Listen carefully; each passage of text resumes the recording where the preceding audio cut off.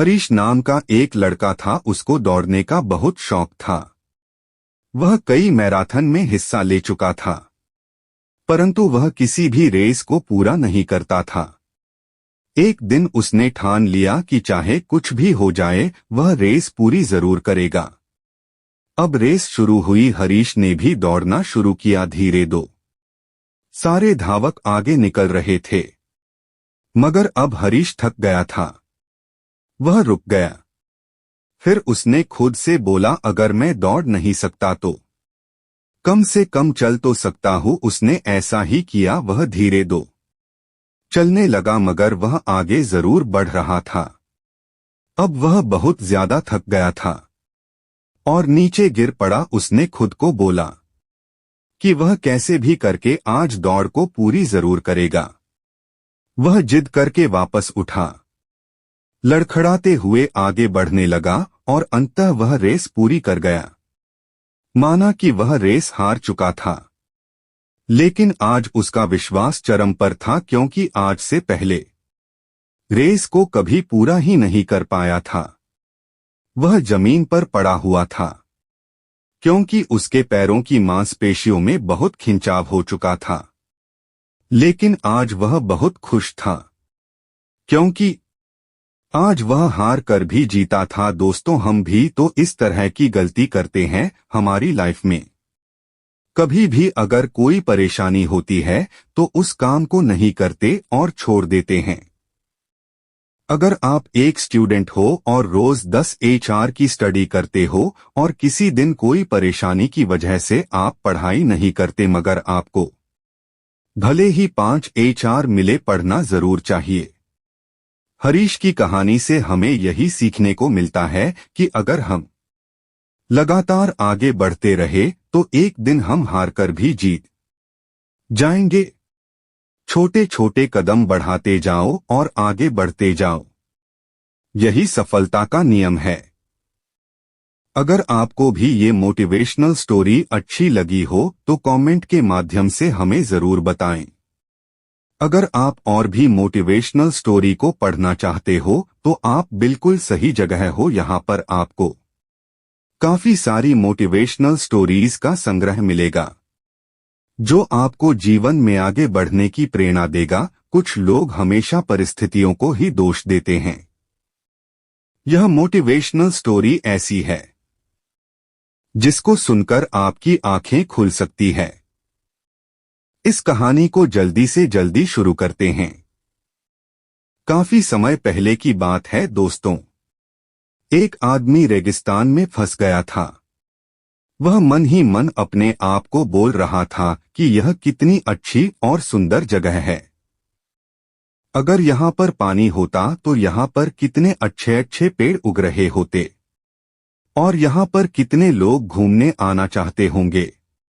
मतलब ब्लेम कर रहा था कि यह होता तो वो होता, और वो होता तो शायद ऐसा होता। ऊपर वाला देख रहा था। अब उस इंसान ने सोचा, यहाँ पर पानी नहीं दिख रहा है। उसको थोड़ी देर आगे जाने के बाद उसको एक कुआं दिखाई दिया, जो कि पानी से लबालब भरा हुआ था। काफी देर तक विचार विमर्श करता रहा खुद से। फिर बाद उसको वहां पर एक रस्सी और बाल्टी दिखाई दी। इसके बाद कहीं से एक पर्ची उड़ के आती है, जिस पर्ची में लिखा हुआ था कि तुमने कहा था कि यहाँ पर पानी का कोई स्रोत नहीं है, अब तुम्हारे पास पानी का स्रोत भी है। अगर तुम चाहते हो तो यहाँ पर पौधे लगा सकते हो। वह चला गया। दोस्तों, तो यह कहानी हमें क्या सिखाती है? यह कहानी हमें यह सिखाती है कि अगर आप परिस्थितियों को दोष देना चाहते हो, कोई दिक्कत नहीं है, लेकिन आप परिस्थितियों को दोष देते हो कि अगर यहाँ पर ऐसा हो और आपको वह सोर्सेस मिल जाए तो क्या परिस्थिति को बदल सकते हो। इस कहानी में तो यही लगता है कि कुछ लोग सिर्फ परिस्थिति को दोष देना जानते हैं। अगर उनके पास उपयुक्त स्रोत हो तो वह परिस्थिति को नहीं बदल सकते, सिर्फ वह ब्लेम करना जानते हैं। लेकिन हमें ऐसा नहीं बनना है दोस्तों। इस कहानी से यह शिक्षा मिलती है कि अगर आप चाहते हो कि परिस्थितियां बदले और आपको अगर उसके लिए उपयुक्त साधन मिल जाएं, तो आप अपना 1% योगदान तो दे ही सकते हैं। और मुझे पूरा भरोसा है कि अगर आपके साथ ऐसी कोई घटना घटित होती है, आप अपना योगदान जरूर देंगे। यह कहानी आपको अच्छी लगी होगी। अगर आप चाहते हो कि आपको ऐसी मजेदार कहानियां मिलती रहे, तो आप बिल्कुल सही जगह पर है। दोस्तों, मैंने आपका ज्यादा समय खराब नहीं किया और इस मोटिवेशनल स्टोरी को मैंने कम से कम शब्दों में समेटने की कोशिश की है, जो कि मैं कर पाया। अगर आपके कोई सुझाव हो तो कमेंट के माध्यम से मुझे जरूर बताएं, और अगर आपको यह मोटिवेशनल स्टोरी अच्छी लगी हो तो इस कहानी को और लोगों से, आपके दोस्तों के साथ आप शेयर करिए। शुक्रिया। नमस्कार दोस्तों, आप सभी का स्वागत है। आज की ये मोटिवेशनल स्टोरी ईमान का ज्ञान बताएगी। तो चलिए शुरू करते हैं। काफी समय पहले की बात है। प्रतापगढ़ नाम का एक राज्य था। वहां का राजा बहुत अच्छा था, मगर राजा को एक सुख नहीं था। वह यह कि उसके कोई भी संतान नहीं थी, और वह चाहता था कि अब वह राज्य के अंदर किसी योग्य बच्चे को गोद ले, ताकि वह उसका उत्तराधिकारी बन सके और आगे की बागडोर को सुचारू रूप से चला सके। और इसी को देखते हुए राजा ने राज्य में घोषणा करवा दी कि सभी बच्चे राजमहल में एकत्रित हो जाएं। ऐसा ही हुआ। राजा ने सभी बच्चों को पौधे लगाने के लिए भिन्न भिन्न प्रकार के बीज दिए और कहा कि अब हम 6 महीने बाद मिलेंगे और देखेंगे कि किसका पौधा सबसे अच्छा होगा।